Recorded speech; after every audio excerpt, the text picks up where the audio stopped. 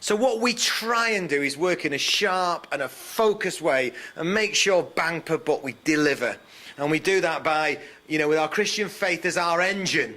So we're not clocking on and clocking off. Our workers have 24-hour open homes right across the toughest communities. They give and give and give and serve and serve and serve. And we work with hundreds of volunteers. We have around 80 paid staff, but many, many hundreds more who serve in all sorts of different ways. And a lot of our work is not just, okay, there's a massive need, so let's get on with it and try and meet the need of poverty in the UK.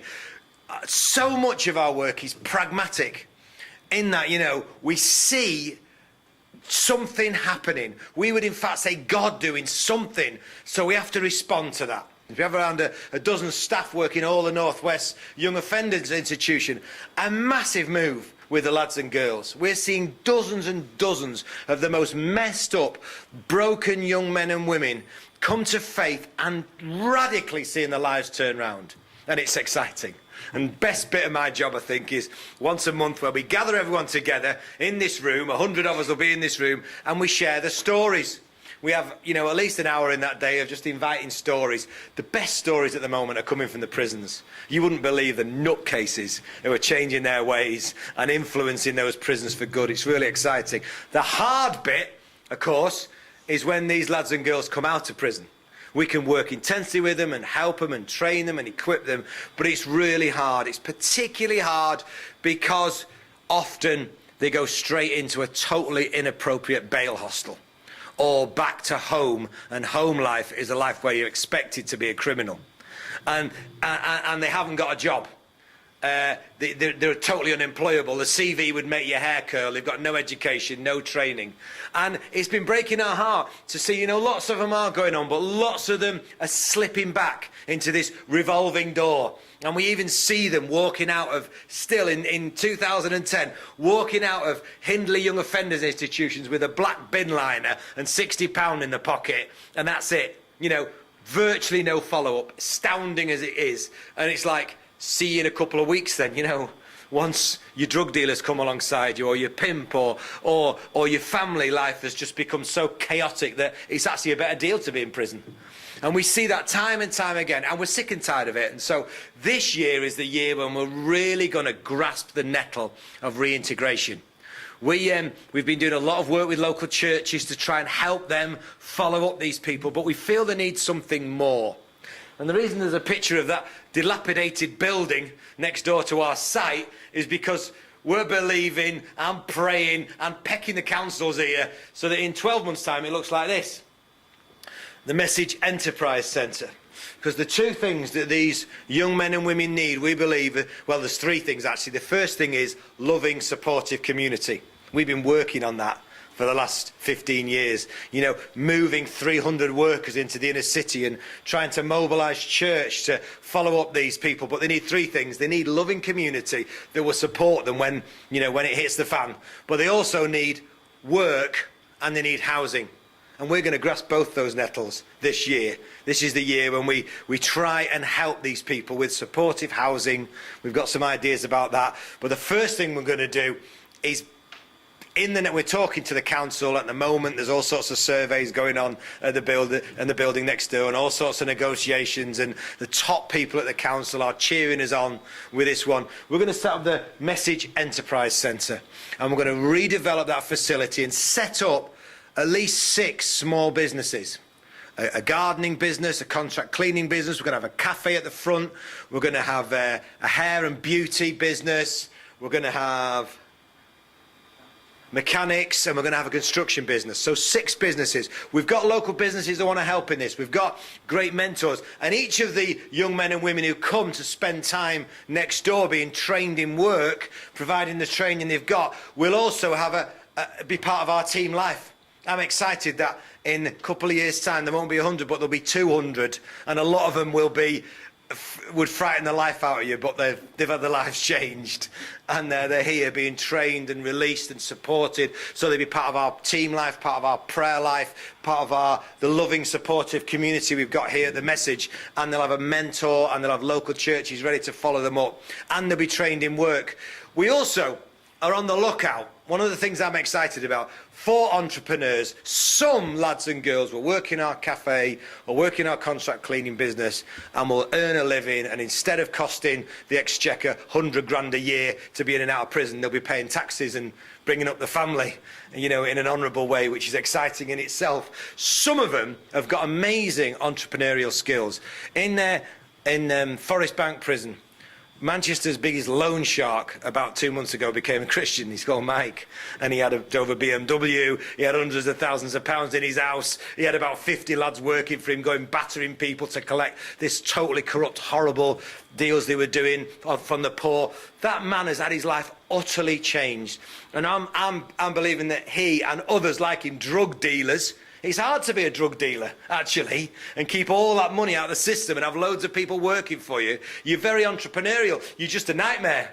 And I'm believing, actually, that we can see some of these people go from being the problem to being the answer. And we'll support them with administration and accountancy and mentoring, and expect them within a year or two to be moving out of the message enterprise to set up their own enterprises across the city. I hope it excites you. It excites us. We're scared to death about it, to be honest. We are so out of our comfort zone with this one, but someone's got to do it. And if we can do half of what I'm believing we can do through the Message Enterprise Centre in the next 12 months, we're going to save this city millions of pounds and millions of hours of chaos. So watch this space, and if you can help us, even if you just think, I'd love to get a bit of time to helping, training, getting alongside a very broken young man or woman who's ready to change the ways, because Kenneth Clark says we're going to look at government funding for some of this, but somebody said to Kenneth Clark, yeah, the problem with these charities that you're supporting is they're going to cherry pick the best ones so they can deliver the results. Absolutely. We are. And unless the council allows us to cherry pick the ones who really want to change, who've had some kind of crisis in their life, and you know, that often that's a faith encounter with Jesus Christ. You know, sometimes it's my brother's got murdered or my girlfriend's got pregnant and I want to change my ways. Unless there's that spark in them, we can't work with them. But if there is that desire to change, we want to give them all the help and all the resource and all the opportunity that they deserve. So watch out for Message Enterprise Centre. The other thing that's going into turbo drive at the moment is Eden. And this is a map of the UK that is off the government website. There's a government website called Neighbourhood Statistics. And on that website, you can put your postcode in it. Or any postcode out of 34,000 postcodes in the UK. And it will tell you what your little area of the UK is like in terms of crime, deprivation, health, education, you know, how good or bad it is. And Eden is for the bottom 5%. We've decided that, you know, we're going for the toughest places. We're going to move people onto these estates long term, working with local churches, delivering quality youth programmes to see crime come down and church grow and community transformed. The last 12 years we've done 14 Edens around Manchester. 2 years ago, well actually, you know, when we first started Eden, nobody else was seeing large numbers of deprived kids changed. We're starting to see that, you know, hundreds making that journey from being the problem to the answer. And we feel now we can't keep it to ourselves. So my colleague Matt Wilson, who's another one of those people who's better than me at so many things, is in London at the moment setting up the Eden network around the nation. And now we have a separate independent charity in the northeast and Yorkshire and London. We've just signed off as a result of a visit to the Archbishop of York, who's desperate for us to work in Hull and Grimsby and some of these utterly grotty estates in, it's probably won't be called Humberside, it'll probably be called the East Coast, so I'm not sure Humberside exists anymore, but that bit of the UK. That map, the red on that map, are the worst estates. And the fascinating thing is they're all clumped together in geographic regions. By setting up these 9 independent charities, we'll be able to reach 95% of the UK's toughest estates. And the dream is over the next 10 years that we'll see hundreds of Edens and thousands of people moving in, making that countercultural decision to move from a lovely area into a really tough area, because it's only going to be changed by what the Bible calls salt and yeast, a little bit that goes in and makes a massive difference to the whole thing. You know what I'm saying? So we're going for it. You know, this year we'll have our first 14 Eden. Well, we've already got 2, another 14 around the nation. 8 in London, Greater London, 4 in the northeast, and 2 in Yorkshire. And it's just, the only thing that's constraining at the moment is people. We're recruiting people as fast as we possibly can and making sure that the right kind of people are prepared to live on these estates 5-year minimum. And we've got some amazing people signing up from all over the country. So watch this space. And there's some of these people. These are, George will know these because this is part of the Eden Eccles team who live there, changing that estate from the inside out. The other thing, you know, as well as kind of salt and yeast, like a little bit, going in, making a big difference in the prisons, with the most vulnerable, broken people on the Eden estates, we also like to think of our work like a lamp on a stand or, you know, a trumpet blaring, and that's what this lot are all about, LZ7. And this is one of our flagship bands. We have, you know, the charity's born out of a schools band called the Worldwide Message Tribe, and we used to go around schools, inner city schools, and then all that's happened since has been built out of that heart for the toughest kids. Our flagship schools band are called LZ7, and Lindsay West is one of the most amazing youth workers. You know, yesterday, Frank stole my thunder, it was announced that LZ7 were 26 in the mainstream charts.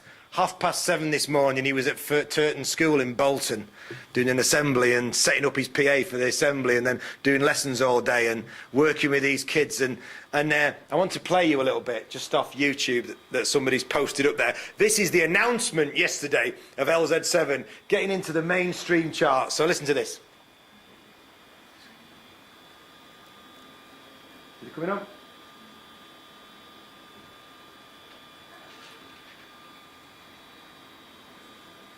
Reggie Yates, that's the DJ, who's like the sort of one of the very top DJs in the UK. But on Saturday, his request programme, he has a request programme, and the nice thing is, because of this modern day, you can go on Facebook and see all the tracks that are being requested. There were 942 requests came on Facebook. I reckon 750 of them were for LZ7. And then it was just amazing to see all these Manchester kids saying, yeah, LZ7 are amazing, play this little light, and then to see it, is it going to work? Because I'll tell you what he said. No. Anyway, there you go. I'll tell you what he said. He said, so I'm kind of thinking this is blatant, full-on Christian track, cool rap music, relates to kids. But the Reggie Yates went, from Manchester has come Oasis. And he played a bit of Oasis. The Verve, played a bit of The Verve. Take That, played a bit of Take That. The Smiths. And now, here it is, the brand new entry, number 26, LZ7. I did nearly work myself, actually. And it was just so exciting to hear that, you know, because that's where we want to be. We don't want to be locked away in some noddy little Christian chart, just popular in the church.